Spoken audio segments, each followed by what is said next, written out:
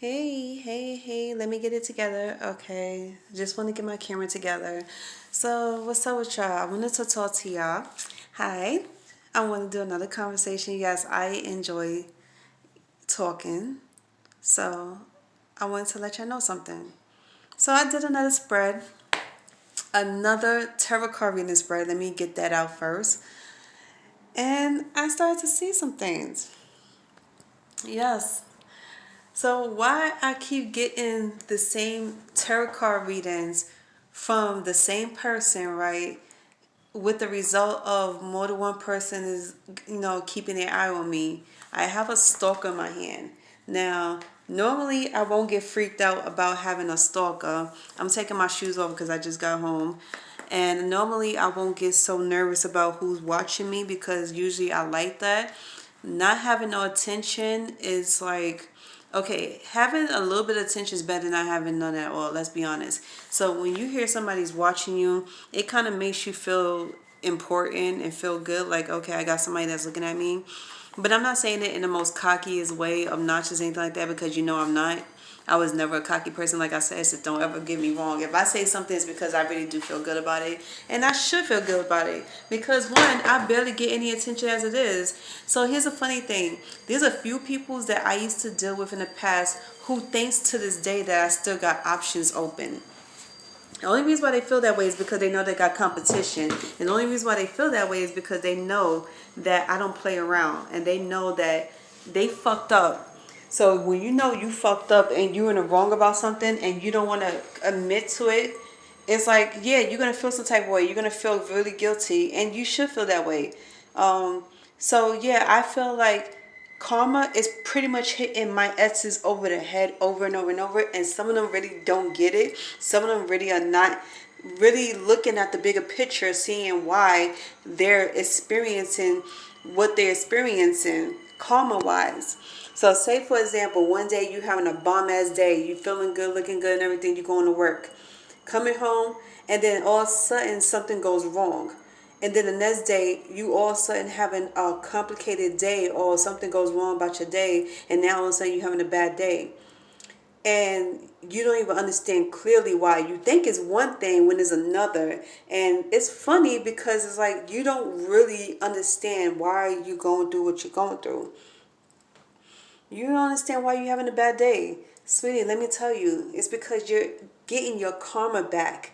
Okay, when they say we're finally getting justice, justice will be served to everybody that these people do wrong. Like whatever you say to people is coming back to you. Whatever you doing to people is coming back to you. And it's funny how so many people, like my exes, think they can never get their karma. Like nothing could ever happen to them. Like they are very invincible. Sweetie, let me tell you this. You're not invincible. No one is invincible. God sees and hears all things. Spirit sees and hears all things. Don't think that because you're not experiencing your karma now that the universe won't get you back. The universe got you. They're waiting for something. They're waiting for the right time to give you your karma. Sweetie, you're getting your karma on a silver platter, and don't think you're going to be skipped and the next person's going to get it and not you. Because you are. And then what you don't do, the next man will do. And here's a funny thing that I said that is because when I talk to somebody and we get down to the questionnaire of what you could do, what you cannot do for a woman, what you feel like you could tolerate and what you can't tolerate. And if a person, so if somebody was to ask you, okay, for example, sexually, what is your limits? What do you do and what you don't do? Majority of the guys I talk to about this always give me the weirdest or fakest answers, lying about the shit. So I'm like, okay. So I was like, well, whatever you don't do, the next man will do. And I'm not trying to sound like a hoe or anything like that because, like I said, we all grown here. We're free to do whatever. We're not married. We're not shacking up or nothing. So I feel like if you feel like you can't please me all the way through and give me what I want exactly and I'm giving you everything you want, then you know it's not going to work. When it comes to sex, it's not going to work. We're not compatible because I want somebody who's going to play around with me in the bedroom, who's going to give me what I want and not skip out on anything. Don't sit here and lie, say you don't do this and do that when you've been doing that to every other hoe that you've been messing with right before me. So let's cut the crap. We both are grown ass adults. we have limitations, and I'm not saying you're not allowed to have limitations, but we do. And you are allowed to have limitations, but don't lie to me. That's one thing I tell you. I'm open and honest with you. Be very honest with me. I love men that's very honest, that's very truthful with themselves as well as others, who doesn't mind opening up their heart and be vulnerable. Is you being vulnerable as a man does not make you weak. It doesn't make you less than a man. It makes you a mature man. Get in touch with your feminine side. That's one thing I love about guys. When I see certain men that's very sensitive, I don't look at it as, oh, why are you being such a bitch about it? I'm looking at it as, oh, you finally get to show who you really are, and you have a heart.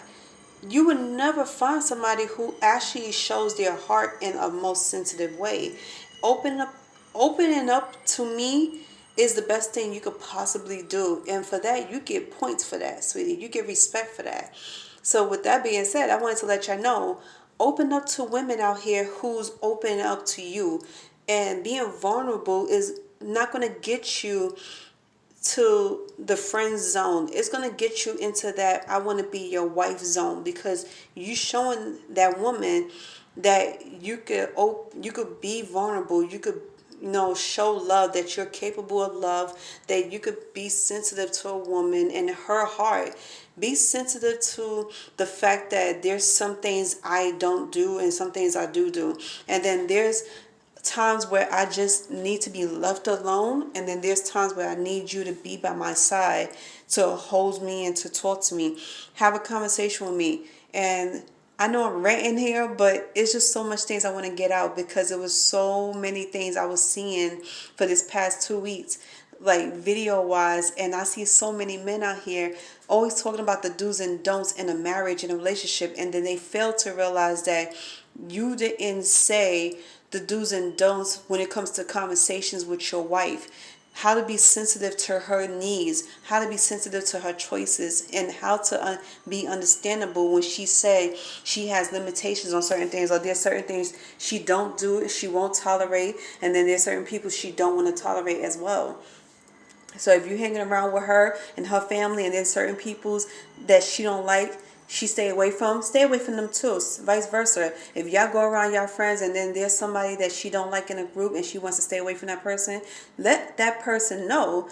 She's gonna let you know, and you have to let her know, sweetie. No disrespect to you, but I'm not rocking with this person for this certain reason. I don't have a good vibe with that person, and I'm staying away from that person. Do you mind if you stay away from that person too? And sometimes men's intuition is just as spot on as females. So I'm playing devil's advocate today, because there's certain things I saw last week that I actually agree with as far as guys goes and their choices, and then there's certain things I like about us female choices, and combine it together, it will brings you the best relationship ever, because you finally find a common ground as to what you want and what you don't want in your life, and what you could tolerate and what you can't tolerate. Understanding each other's choices and needs is what's more important, and I wish a lot of people back in the days would understand that about me, rather than debate with me and argue with me, or manipulate me into doing what they want me to do and make the same choices that they make. And some of their choices wasn't even all that good. So if you really think about it, it was a whole lot of manipulation back in my days when I was younger dating these guys. And there was no understanding, there was no respect. And I noticed that now. And it's funny because it took me so long to realize that now, that everything I was going through with the guys, debate, arguments, everything, it was all manipulation. They always manipulated me into making the choices that they would usually make to make them comfortable and to be approved by them. No longer will I do that. And what I wanted to say the other night that I didn't get to say real quick is that the choices I make with myself, and when it comes to relationships or friendships, I couldn't get people to respect that about me, and to understand it, and to agree with me. People wanted me to agree with what they wanted me to agree with, do what they wanted me to do, and manipulated me by trying to get me to, say, oh, what I want and how I feel doesn't fucking matter, but what they want and how they feel matters. Or I'm making the wrong choices if I don't want to do this, and I should do what they want me to do. No.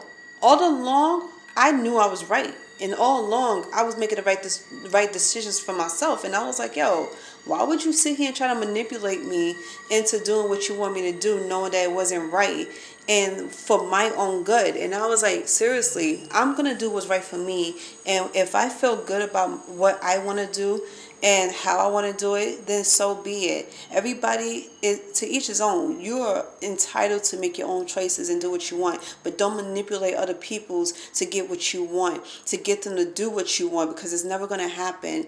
And like I said, a lot of people do watch me, so a lot of people do hear what I be saying. And some of y'all might not agree with me, but guess what? I don't care, because guess what? This is not your life. This is my life and my decisions. And like I said, I will not ever let people bombard me with their life choices ever again. If I say I don't do certain shit and I'm a changed person, respect that, understand that, and keep it moving. I am not the same person y'all know. Okay, I'm not the same person that I once was. I changed over these years. Understand that fact, and maybe things will go great in your way. Stay tuned for part 2.